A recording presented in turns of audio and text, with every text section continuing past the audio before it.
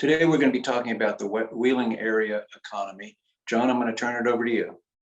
Great. As always, thanks so much for having me. I enjoyed talking about the state's economy last week, and I'm happy to come back this week to talk about the Wheeling area economy and kind of maybe even more importantly, economic development priorities that we have for the state and for the region. As I mentioned last week, I'm only going to cover just the tip of the iceberg in terms of the information that we have on the state's economy or on the region's economy. And I'll just refer you to the link that you see on your screen to go to the web and get the full report. So I'll just start talking about, the basics. How have we made it through COVID here in the Wheeling area specifically? Now, I will say I don't know exactly how everyone defines the Wheeling area. I don't think there's one specific definition, and I don't claim that my definition is right. But when I talk about the Wheeling area and the report that you'll find online that details what's happened in the Wheeling area, we include these four counties: Ohio, Marshall, and Wetzel in our state, and of course, Belmont just across the river, since Belmont is so heavily integrated into the Wheeling area. So Wheeling area for me refers to those four counties. And here, just FYI, you can see how the four counties compare in terms of overall employment, which, viewers of this show are probably familiar with the relative size of those counties anyway.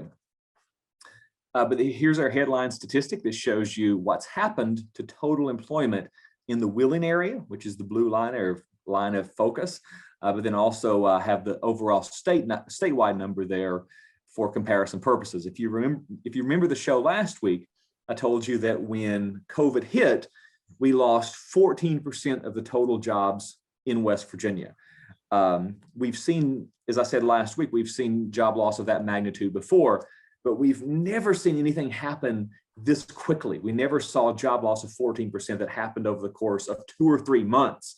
If you look at other major economic events in history, like the Great Depression or the rough patch that West Virginia went through in the early 1980s, it took years for those events to unfold. Never have we seen a collapse this quickly. But anyway, you see that overall, the path that West Virginia went through looks pretty similar to the path that the Wheeling area has gone through as well. West Virginia lost 14% of its jobs when COVID hit. The Wheeling area didn't perform quite as poorly. The Wheeling area actually only lost 12.3% of its jobs. If you just want to look at the numbers just for 1 second, the Wheeling area started out with about 65,000 jobs at the beginning of last year. The number fell down to about 57,000. Again, that's just over 12% loss. And on a positive note, we've gained back several thousand jobs, and now we're back to about 61 or 62,000 jobs. So 65 down to 57, now we're up to 61 or 62. And overall, what we expect is pretty similar to what we're looking at for the state. We lost jobs. We're well into the recovery, but the recovery is not over yet. It's going to take until probably the middle part or maybe the third quarter of next year before we experience a complete employment recovery. However, I will say the numbers are a little bit skewed for the Wheeling area because the Wheeling area had actually lost several thousand jobs before COVID hit. If you just kind of look at the blue line going back a little bit further, even before COVID hit, the Wheeling area was down about 3,000 or 4,000 jobs before COVID. So the numbers are a little bit skewed because the Wheeling area was coming off of relatively weak performance anyway. And just if you're interested, the end of several pipeline construction projects is a big reason why the Wheeling area lost those jobs even before COVID hit. Those pipeline construction jobs, as I mentioned last week, some of them have just dried up or they've finished, and that's why Wheeling was kind of on a downward trend before COVID. Here's the unemployment rate, another important statistic to characterize the economy. Last week I told you that the West Virginia rate went from 5% to 16%, and the West Virginia rate has now completely recovered. If you look at the Wheeling area, performance is very similar. Wheeling area started off about a point higher than the state altogether. The Wheeling area experienced a very similar jump in unemployment, and the Wheeling area right now stands about a point higher than the state, or maybe a little bit less than a point higher than the state. So very similar trajectory in terms of both employment and unemployment for Wheeling compared to the state altogether.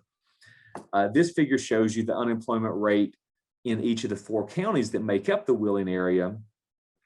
That's the blue bars. And then the yellow line shows you the labor force participation rate for the 4 counties of the Wheeling area. If you remember last week, I really emphasized labor force participation. Last week I told you that the unemployment rate tells you among everyone who wants to work, how many people have a job versus how many people are actively looking for a job. But the labor force participation rate is more fundamental because it captures in the entire adult population what share wants to work in the first place. Never mind whether they have a job or whether they're looking for a job, what share of the adult population wants to work in the first place. And the labor force participation rate, as I said, was the more important indicator for the West Virginia economy, for the labor market in West Virginia. If you look at the yellow line, you'll see Ohio County is actually doing better. The labor force participation rate in Ohio County, 59%, is better than what we see statewide. However, labor force participation is still a problem in Ohio County because Ohio still lags the nation altogether. So Ohio is doing better than the state, but it's still worse than the nation. But if you look at Marshall, Belmont, and Wetzel, all 3 of those counties have a labor force participation rate that's even lower than the state. West Virginia is the lowest ranked state in terms of labor force participation, and those 3 counties are all even lower than the state overall. So all the discussion that I've made around labor force participation is even more pronounced for those 3 counties than it is for the state in general.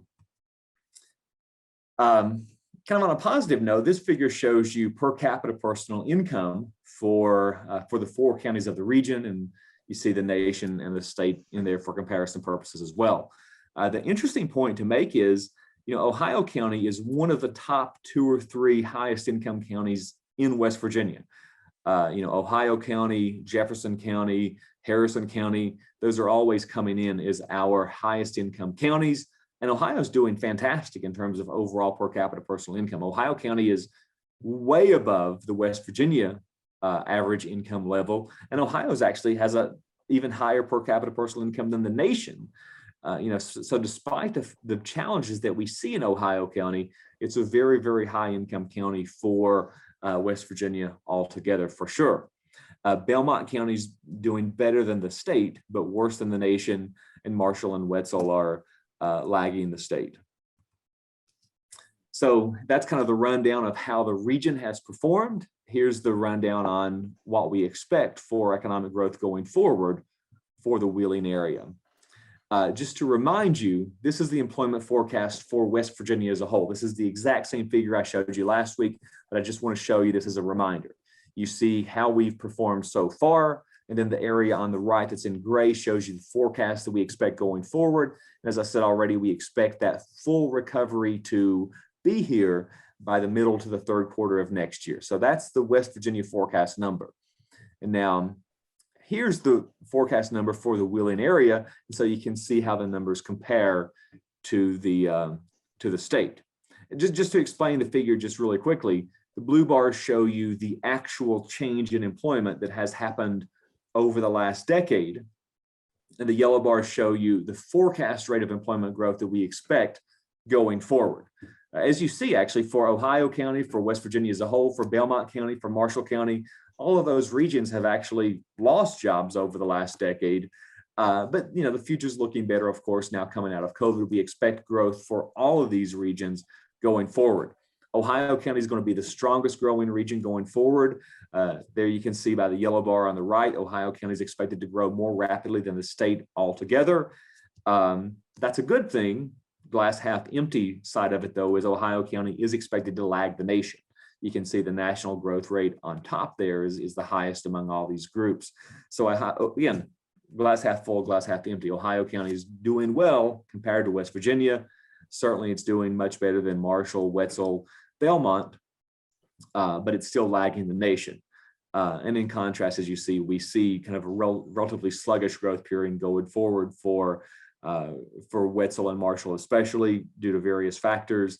They're going to grow at rates that are much slower than the state altogether. If you look at the full report that I'm pointing you to online, there's a lot of detail in there on a sector by sector level and on a county by county level to describe what's happening in each county that's really driving those relatively stronger or relatively weaker job growth numbers going forward. Here's the unemployment rate forecast. As I told you last week, we think the West Virginia unemployment rate has pretty much hit bottom right now. We think West Virginia is going to stay at a rate that's right around that 5% mark, or maybe just a little bit below 5%. And we think we've hit bottom as well for the Wheeling area. We think Wheeling area will stay where it is. We think the Wheeling area is going to remain just a little bit higher than the state overall. It seems like there's kind of a long run trend for the Wheeling area to have a slightly higher unemployment rate than the state. And we don't think that trend is going to break anytime soon. But we think unemployment now is stable in both the state and the region. One more forecast figure for the Wheeling area before I go on to talk about economic development priorities. This figure shows you what we expect to happen to population. The blue bars show you the population for the Wheeling area specifically. The yellow line shows you population for West Virginia. You see that both areas have been experiencing population decline. Clearly, the yellow line has shown decline over the past decade or so. The Wheeling area has shown decline for a long time. Wheeling area population has been declining all the way back to 1996, as depicted in the figure, at least. There are two factors that affect population trends. One is migration, how many people are moving into the region versus how many people are moving out of the region. But then the other factor is natural population decline or natural population growth. Natural population growth is when the number of births exceed the number of deaths. But in West Virginia, one thing that really plagues us is the fact that we actually have natural population decline. For us, the number of deaths exceed the number of births. A very kind of grim topic to be talking about. But migration moves, right? Economic events, happen the way they do, and migration trends change in response to those economic events. But this pattern of natural population decline, it really is with us for a long time. We've been seeing natural population decline for several years now, and we don't expect that trend to change anytime soon. So just the fact that our demographics are weak, the fact that we have more deaths than births, is a big contributor to the fact that we are experiencing population loss, and we expect that to continue. So that's my discussion of the Wheeling area. Now I'm going to talk about just economic development priorities that we need for, and these apply to both. These apply to the state and to the region. These are not specific at all. First and foremost, human capital. I've already talked about that labor force participation rate. This figure is showing you labor force participation for prime working age for people who are just 25 to 54 years old. As I made the point last week, we have the lowest rate of labor force participation in the country. And as I said just a second ago, Belmont, Wetzel, and Marshall counties have an even lower rate of labor force participation compared to the state overall. So this is so important because we are never going to be able to achieve the level of economic prosperity that we hope for unless we can get more of our people in the workforce. We have to get more of our people in the workforce if we're ever going to get that level of income that we're hoping for, that we want to see, that we think we deserve. Got to get that yellow bar to move to the right. So this is complicated. There's a lot of reasons why we have a low rate of labor force participation, but the three big reasons that I'm going to focus on all relate to human capital. This figure shows you the share of the adult population that has a bachelor's degree, at least. As you see, West Virginia dead last among the states in terms of this metric. And then here's the story. We have people, I believe, who would like to work in a perfect world. They want to be out in society. They want to be contributing. They want to be successful. But for whatever reason, they don't have the right kind of education and training that they need to get hired in the year 2021.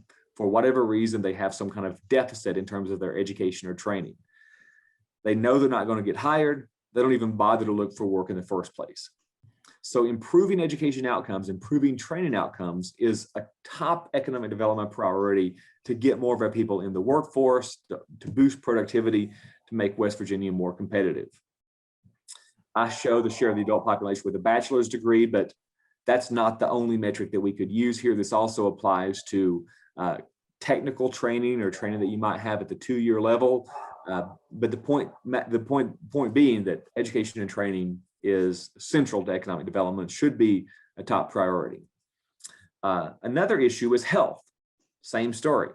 You have people in West Virginia who would like to work, who want to be out there being successful, but they have some health problem that's preventing them from working.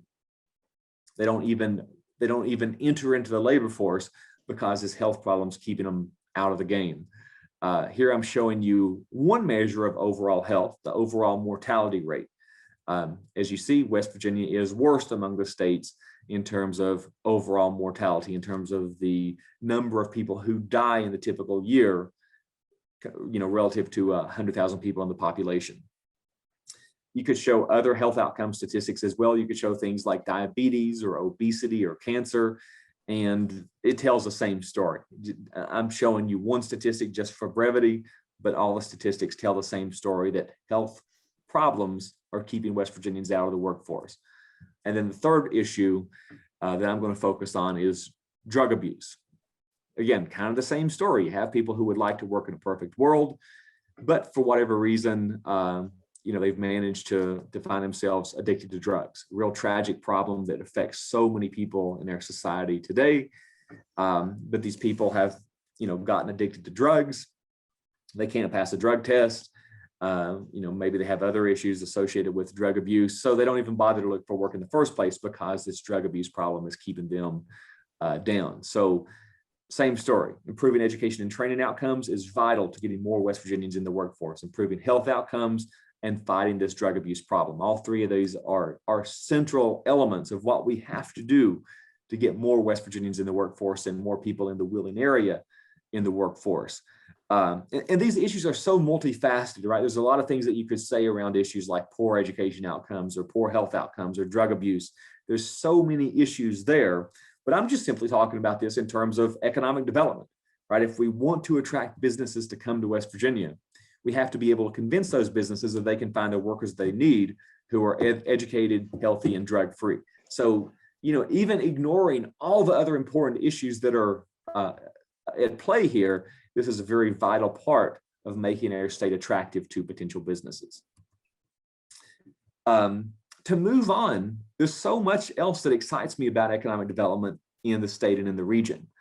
We already have, some footprint in the area of chemicals manufacturing, plastics manufacturing, and other things too, like aerospace manufacturing. But there's so much more opportunity out there if we can just capitalize on it. As you know, we have tremendous natural gas resources in West Virginia. Right now, we're experiencing some economic benefits associated with drilling raw natural gas and exporting raw natural gas through pipelines. That activity, selling raw natural gas through pipelines, creates some tax revenue, it creates some jobs, it creates some income. Certainly there are economic benefits associated with that. But if we can keep at least some of that gas in West Virginia, break it into its various chemical components, and use that in manufacturing, in chemicals manufacturing, plastics manufacturing, we could bring dozens of industries to our state in manufacturing jobs that rely on that local abundant supply of natural gas. We could see that the overall economic benefits of our gas resource could become much broader, much more widespread. The employment benefits could be much more broadly distributed if we can move away from just simply selling raw natural gas and instead keep that gas in our state to use it in manufacturing. The fact that the first ethane cracker is coming online in Pennsylvania, just a few miles off of the West Virginia state line, is an important part of this evolution, but there's a lot more that we need to do over the coming years to make sure that we can fully take advantage of this opportunity. There are other cool opportunities for West Virginia as well. One is with rare earth elements and critical minerals and carbon products. You've heard about rare earths for sure. Rare earths are used in every electronic device, and right now the overwhelming majority of rare earths are processed and sourced from China.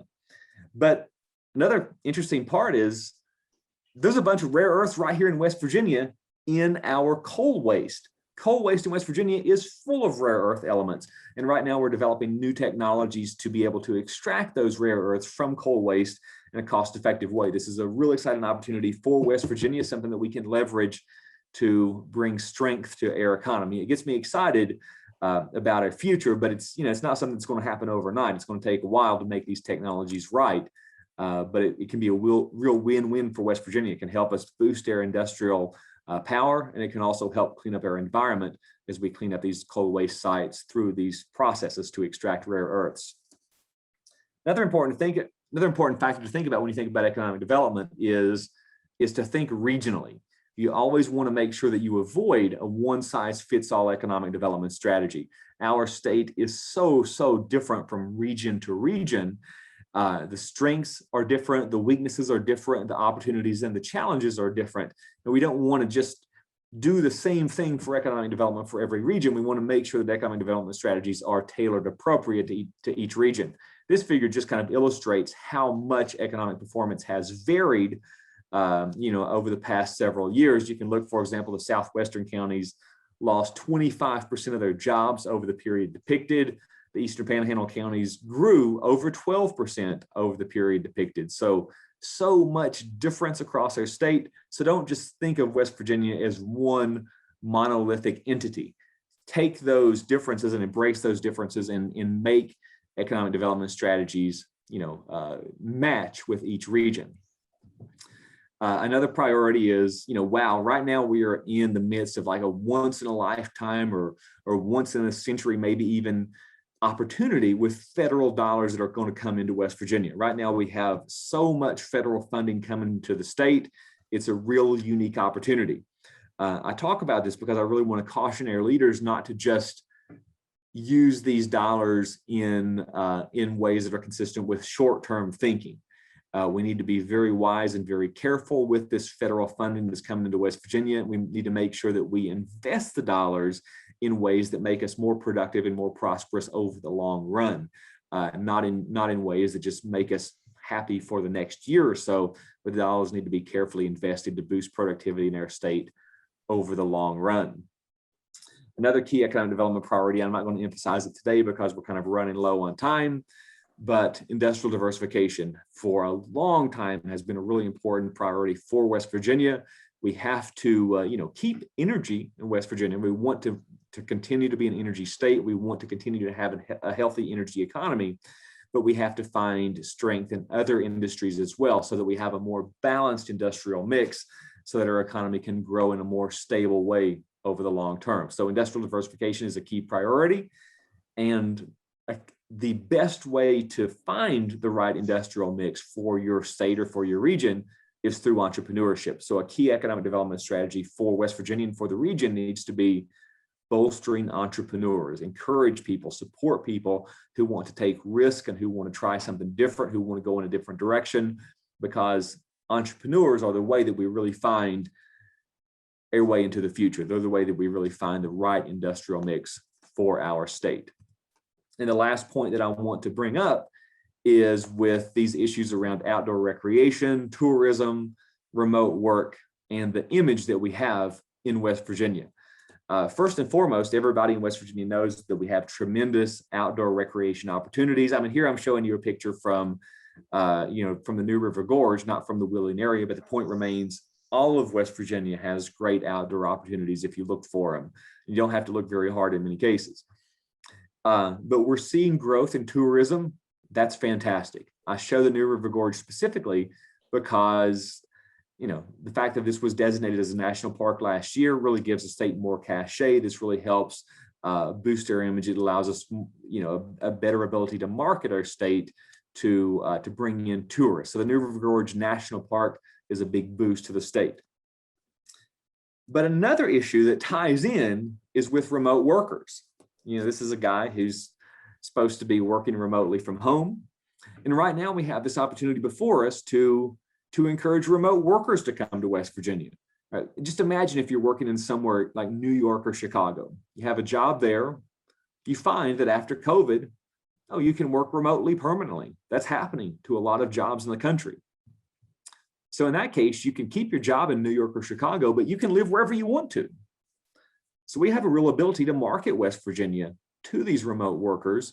And we can say, hey, West Virginia is a low cost of living state. You can sell your really, really costly house in Chicago and move here and get the same house for a lot less money. And you can live right next to all the wonderful outdoor amenities that we have in West Virginia, the water rafting opportunities, the mountain biking opportunities, the rock climbing opportunities. We have so many amenities that we can use to market to these people if we can just do it effectively. Remote workers can move into the state and bring money into the state, and they can spend their money in the state. And I think remote workers really have the potential to start building some momentum in some communities in West Virginia. We already have some. I would encourage you to look at the Ascend to West Virginia program. We already have some positive changes taking place with regards to attracting remote workers, but there's a lot more that we can do over time. And it all depends on tying this remote work opportunity in with factors that West Virginia has to offer, or benefits that West Virginia has to offer, things like low cost of living, amazing outdoor opportunities, lack of congestion. We can really sell ourselves to remote workers in many ways and enjoy them to build momentum. And ultimately, I think if we can do more to market tourism in West Virginia, if we can do more to market our outdoor amenities, if we can do more to sell our state to remote workers and other people by leveraging our outdoor amenities, I think we can ultimately kind of move away from the negative stereotypes that we've had for so long around West Virginia, and we can get to a place where this is the image that people have of West Virginia. We can move away from the hillbilly stereotype or whatever to a new image that centers around West Virginia and its natural resources and the cool opportunities that we have for things like rock climbing at Seneca Rocks. That's what really excites me most about West Virginia. So I'm going to wrap it up on a positive note there. That's great. I want to thank you for your time, and I hope the viewers are beginning to grasp some of your vision for the state, and we'll back it 100% because it's just going to help everybody. Again, thank you for your time and all the good things that you do for the state. We really appreciate it. I'm Pete Holloway. Hope everybody has a good week. See you next week.